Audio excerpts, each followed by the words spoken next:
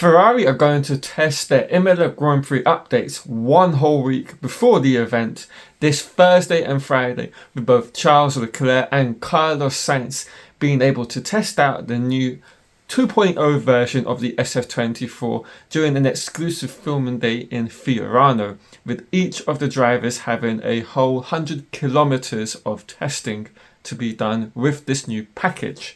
So this is pretty cool, and an exclusive news article that Formula Uno have released on their website, and it's something that the team have done on a year-on-year basis pretty much for the last few, and this year is no exception. And with the team now having felt that they've got to the point where they have arguably extracted the most performance that they can possibly find out of the 1.0 version of the SF-24 for the opening 4 to 5 rounds of the 24 Formula, they now feel it's the time, as we've known for a long time, to introduce the 2.0 version, and a lot of hope and expectations and anticipation is on this particular update.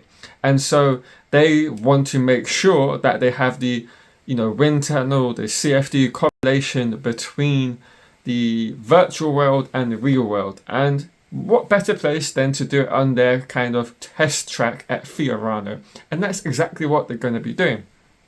Now, for anyone out there that hasn't watched any of my videos on this whole kind of upgrade subject, I'm now going to go into what these upgrades are pertaining to in the video right now.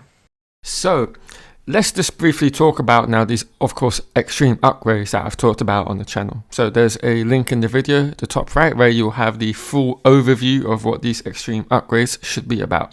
But I will, of course, briefly touch upon it in this video right now as well. The new look SF-24 to debut in Imola in May will feature revised side pods and floor, with these evolutionary steps aimed at building upon the solid vanilla base created over the winter period, an intentional decision made by the team many months ago.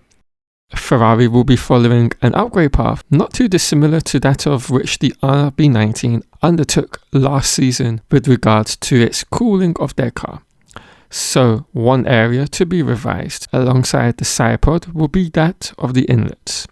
So expect to see an extreme iteration of the air inlets make their debut, much in the same fashion seen on the RB19 from Hungary onwards last year, with it being known as the letterbox openers, a feature, ironically, which has already been utilised on the Aston Martin AMR 24 this season.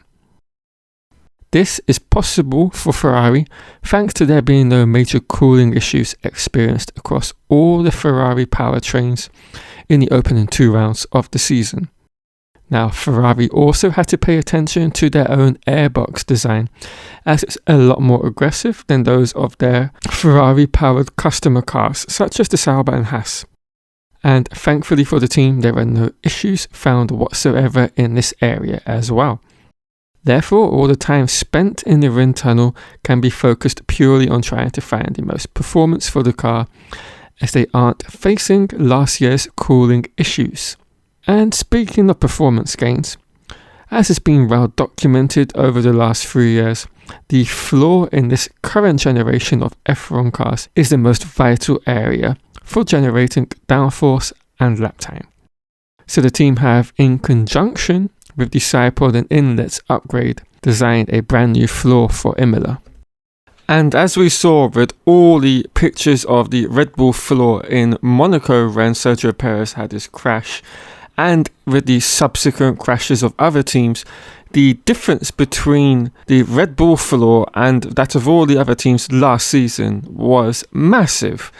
The level of detail which was found on the RB19's floor made every other floor last season look so basic, and I think this is an area Ferrari, like all the other teams, have a lot of catching up to do. But also on the other side of things, that of course means there's a lot of performance left in all of their floors to be extracted with updates, and that's why Ferrari will be bringing a brand new version of their floor in conjunction with the side pod updates.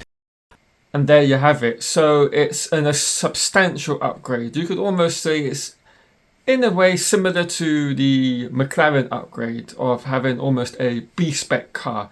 And with that, of course, comes a lot of needing to test out the new setup, the new, ride height levels, I presume, and all other kind of manner of things that come with a whole new package. And thankfully for them, it's not a sprint weekend, which is another reason why they kind of held off over the last couple of events in not bringing them to these events, as sprint weekends only allow you to have one practice session, whereas obviously in a normal weekend you get 3 of them. So 3 1-hour sessions to find the right setup and perfect it heading into qualifying and, more importantly, the race. But it's also not just Ferrari that are bringing upgrades to this race. Oh no, even Red Bull have their own set of upgrades that they will be bringing. What those are, we don't quite know right now, and we don't know the kind of significance of them. Is it a small update, much in the same way they had in Miami, where they got rid of one of the floor stays because they don't need that additional support when it comes to the floor? Or is it going to be somewhat more of a substantial upgrade? That is what's kind of left for us to all think about in the kind of week and a bit that we have until the Imola Grand Prix. So it's going to be really interesting to see what they come with and how everything now comes together with McLaren, with Ferrari's upgrade package, with Red Bull, how they all sit on a kind of a level playing field where they've all had the same, number of sessions to test out their packages and to perfect the setups as they head into the main portion of the week. So it's going to be really interesting to see what plays out in that week. And I hope Ferrari have a very successful update package and it propels them to the front for the weekend and for the foreseeable, because I would love to have a 3-horse race for the title for the foreseeable future, for the entirety of the remaining races for the 24 season. I think that would be fantastic for the sport.